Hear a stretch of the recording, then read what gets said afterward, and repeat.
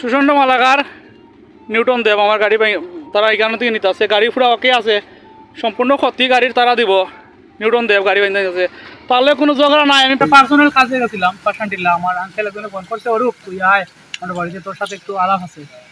তো আমি ঘন্টাখানেক বসে আছি, হঠাৎ করে গঙ্গানগর থেকে সুষেন্দ্র মালাকার, গঙ্গানগর বাড়ি, আর অভি দেবনাথ বাড়ি গঙ্গানগর, ওর বাবার নাম অনন্ত দেবনাথ।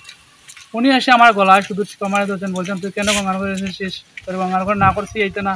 আমি বলি স্যার দাদা আমি অটো চালাই, আমারে মারিও না, থানা আছে, পুলিশ প্রশাসন আছে, তারা দেখবো, থানার দিলেও আমারে তুমি মারিও না, আমারে মারিও না।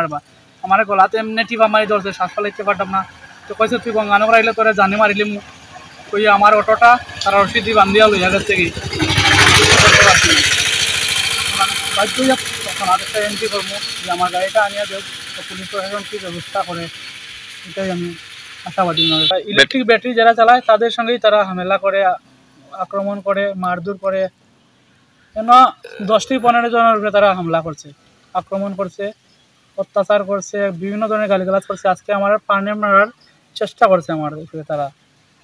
জানাইছি, অথচ আমাদের এই যে গ্রামের নেতৃত্ব আছে, মন্ডল নেতৃত্ব আছে, তারাও জানাইছি, জেলা পরিষদ যে অমলেন্দু দাস টাইন্ডেও জানাইছি। তাই না বলছেন ঠিক আছে, এটা আমি দেখে দিন, চাই সঠিক বিচার চাই। কেন আমাদের উপর হামলা হইলো, কেন আমার প্রাণে মারার চেষ্টা, অথচ আমার গাড়িতে টাকাও আছে, 2250 টাকা ছিল।